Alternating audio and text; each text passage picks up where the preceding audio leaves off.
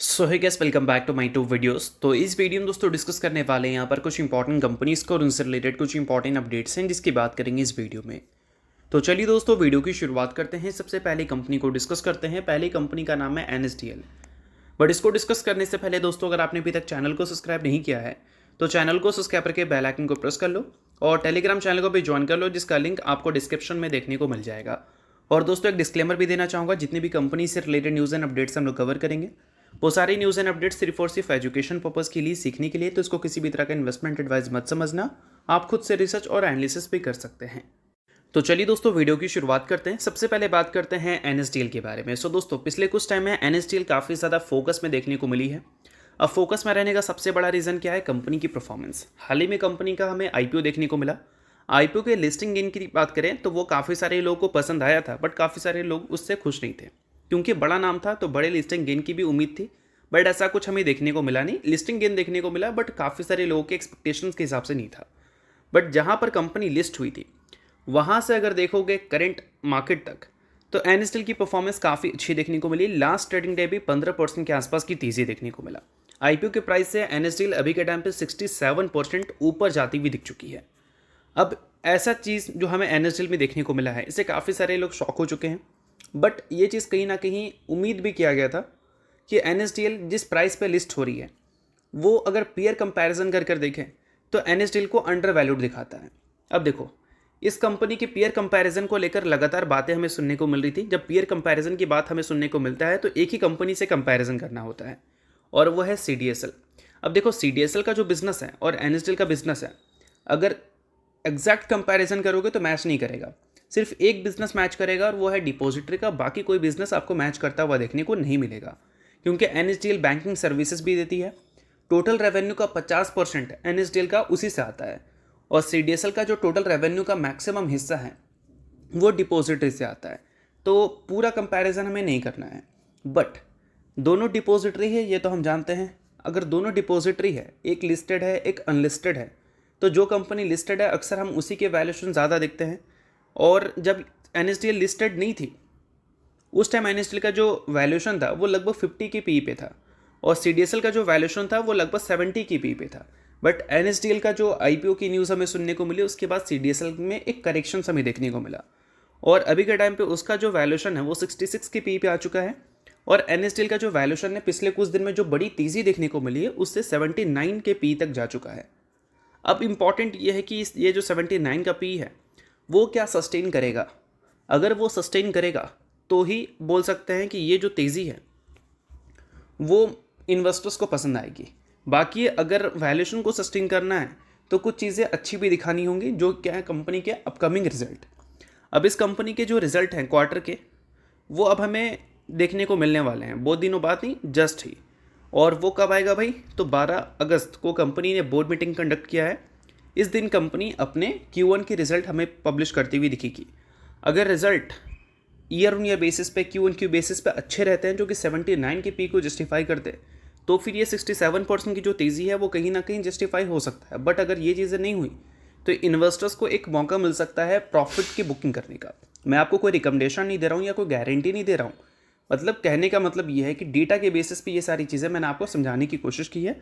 आप एक बार खुद से रिसर्च और इस पर एनालिसिस कर लेना। तो चलिए दोस्तों वीडियो में आगे बढ़ने से पहले बात कर लेते हैं एक सेबी रजिस्टर्ड टेलीग्राम चैनल के बारे में जिसका नाम है दोस्तों ट्रेडर पाजी। अब दोस्तों इनके टेलीग्राम चैनल को आप ज्वाइन कर सकते हैं जिसका लिंक आपको डिस्क्रिप्शन में दिख जाएगा। आप ये सेबी रजिस्टर्ड टेलीग्राम चैनल है तो इनका रजिस्ट्रेशन नंबर भी आपको यहाँ पर देखने को मिल जाता है। 8 साल से भी ज़्यादा का एक्सपीरियंस इनको ऑप्शन एंड स्विंग ट्रेडिंग में है। 3000 से भी ज़्यादा ट्रेडर्स को ये सिखा चुके हैं। अब इनके चैनल को ज्वाइन करने का सबसे बड़ा बेनिफिट ये भी है कि काफ़ी सारी कंपनी के जो चार्ट्स वगैरह होते हैं उसको अच्छी तरह से रिसर्च कर यहाँ पर बिल्कुल फ्री ऑफ कॉस्ट अपडेट आपको होता हुआ देखने को मिलता है, जिसका फ़ायदा आप उठा सकते हैं। उसके अलावा ये टेलीग्राम चैनल से भी रजिस्टर का है, तो इसका मतलब ये है कि काफ़ी सारी कंपनी के जो कॉल्स वगैरह होते हैं वो भी आपको यहाँ पर मिलते हैं, जो कि बिल्कुल फ्री ऑफ कॉस्ट रहता है और चार्ट्स वगैरह भी बिल्कुल फ्री ऑफ कॉस्ट रहती है। तो इसका बेनिफिट लेना चाहते हैं तो लिंक आपको डिस्क्रिप्शन में दिख रहा होगा, लिंक के थ्रू जाकर चैनल को ज्वाइन कर लो। तो चलिए दोस्तों बात करते हैं अब अगली कंपनी के बारे में। सो अगली कंपनी का नाम है BEML। रिसेंटली दोस्तों कंपनी ने एक बोर्ड मीटिंग कंडक्ट किया था, जिस बोर्ड मीटिंग के आउटकम में कंपनी ने स्प्लिट की अनाउंसमेंट की थी। स्प्लिट के रेशो की बात करें तो 1:2 के रेशो में था। डिफेंस सेक्टर और रेलवे सेक्टर दोनों सेक्टर में ये कंपनी काम करती है। सो अगर आप इस कंपनी के इन्वेस्टर हैं इस चीज़ को आप नोट कर सकते हैं इन्वेस्टर नहीं है, इग्नोर भी कर सकते हैं, न्यूज़ थी इस वजह से मैंने बता दिया, बाकी किसी भी तरह का ये रिकमेंडेशन नहीं है। तो चलिए इसके अलावा बात करते हैं अगली कंपनी के बारे में। सो अगली कंपनी का नाम है डिक्सन टेक्नोलॉजीज लिमिटेड। अब डिक्सन टेक्नोलॉजी की बात करें तो लास्ट ट्रेडिंग डे ये भी कंपनी आपको फोकस में रहती हुई देखने को मिल रही थी। इसके पीछे का रीज़न है कंपनी की परफॉर्मेंस। 5% से ज़्यादा की गिरावट इस कंपनी में हमें विटनेस करने को मिला। अब देखा जाए तो डिक्सन टेक्नोलॉजी से रिलेटेड कोई न्यूज़ हमें सुनने को नहीं मिली है जिस वजह से हम गिरावट को जस्टिफाई करते। बट डिक्सन टेक्नोलॉजी जिस सेक्टर में काम करती है उस सेक्टर की और तो कंपनी होगी ही। तो जब हम पीयर कंपैरिजन डिक्सन टेक्नोलॉजीज का करते हैं तो वहाँ पर आपको एक कंपनी का नाम देखने को मिलता है जिसका नाम है पीजी इलेक्ट्रोप्लास्ट लिमिटेड। अब पीजी इलेक्ट्रोप्लास्ट और डिक्सन टेक्नोलॉजी के वैल्यूएशन को अगर आप देखोगे तो पीजी इलेक्ट्रोप्लास्ट अभी के टाइम पे 61 की पीपी दिख रही है और डिक्सन टेक्नोलॉजी 111 के पीपी दिख रही है। और ये 111 का पी तब दिख रहा है, सॉरी 61 का पी पीजी इलेक्ट्रोप्लास्ट का तब दिख रहा है जब पीजी इलेक्ट्रोप्लास्ट कल के दिन आपको 20% से भी ज़्यादा गिरती हुई दिखी थी। अब पीजी इलेक्ट्रोप्लास्ट में जो गिरावट हमें देखने को मिला था वही गिरावट का एक रीज़न बनता है डिक्सन टेक्नोलॉजीज़ में भी। अब देखो दोस्तों, सेम फील्ड की जब दो कंपनी होती है, एक कंपनी के नंबर्स अच्छे आते हैं पहले तो मार्केट की एक्सपेक्टेशन दूसरी कंपनी से भी वही होता है कि अच्छे नंबर्स इसके भी हमें देखने को मिलेंगे। और दूसरी कंपनी अगर ख़राब नंबर रिपोर्ट कर दे तो एक्सपेक्टेशन चूर चूर हो जाता है और वहाँ पर अच्छी खासी पिटाई देखने को मिल जाती है।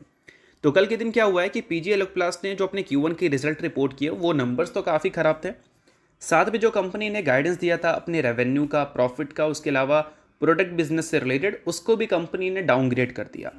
तो इन सारी चीज़ों के बाद इन्वेस्टर्स एक तरह से कंसर्न क्रिएट कर गए उन कंपनीज़ में भी जो कंपनी सेम फील्ड की है, जिसमें आपको डिक्सन टेक्नोलॉजी जैसी कंपनीज़ का नाम देखने को मिलेगा जो कि खुद एक एक्सपेंसिव पी पे देखने को मिलती है।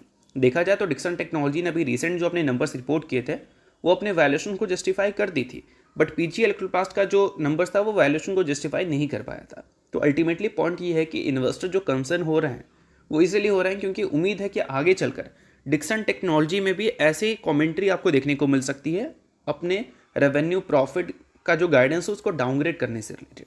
तो इस वजह से आपको एक पैनिक सेलिंग पीजी इलेक्ट्रोप्लास्ट में तो दिखा है बट उसका असर डिक्सन टेक्नोलॉजीज में भी जाता हुआ दिखा है। बट ज़रूरी नहीं कि डिक्सन टेक्नोलॉजी भी डाउनग्रेड करते, एक एक्सपेक्टेशन बोल सकते हैं रिलीज़ की गई है और इसी सारी चीज़ों की वजह से पिटाई आपको कल के दिन देखने को मिली थी। तो चलिए इसके अलावा बात करते हैं अगली कंपनी के बारे में जिसका नाम है हिंदुस्तान एरोनॉटिक्स लिमिटेड यानी कि HAL। अब दोस्तों HAL की बात करें तो इस कंपनी से रिलेटेड एक बड़ी खबर हमें आती हुई दिख रही है। बड़ी खबर क्या है भाई? तो खबर यहाँ पर है कंपनी के Q1 के रिजल्ट से रिलेटेड। रिजल्ट कंपनी ने अपडेट नहीं किया है बट रिजल्ट का जो डेट शेड्यूल है वो कंपनी ने रिलीज़ कर दिया है। अब देखो, लास्ट कंपनी के जो रिजल्ट हमें देखने को मिले थे वो 14 मई को देखने को मिला था 1:19 में, और इस बार जो कंपनी के रिजल्ट हमें देखने को मिलेंगे वो 12 अगस्त को देखने को मिलेंगे।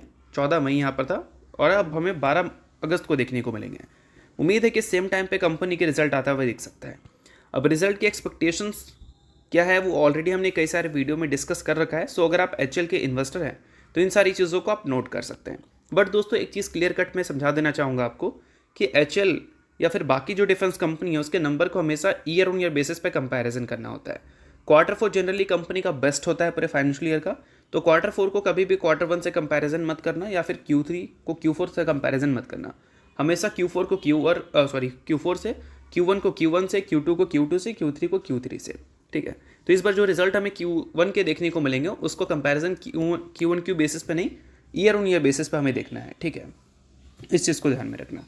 बाकी अगर आप HAL के रिजल्ट देखना चाहते हैं तो चैनल के साथ अपडेटेड रहना है। रिजल्ट जिस दिन आएगा उसका वीडियो मैं आपको दे दूंगा। तो चलिए दोस्तों, ये वीडियो यहीं तक था। आप करता हूँ वीडियो आपको अच्छा लगा होगा, लाइक कीजिए, पहली बार सब्सक्राइब कीजिए। वीडियो के लिए बहुत बहुत शुक्रिया।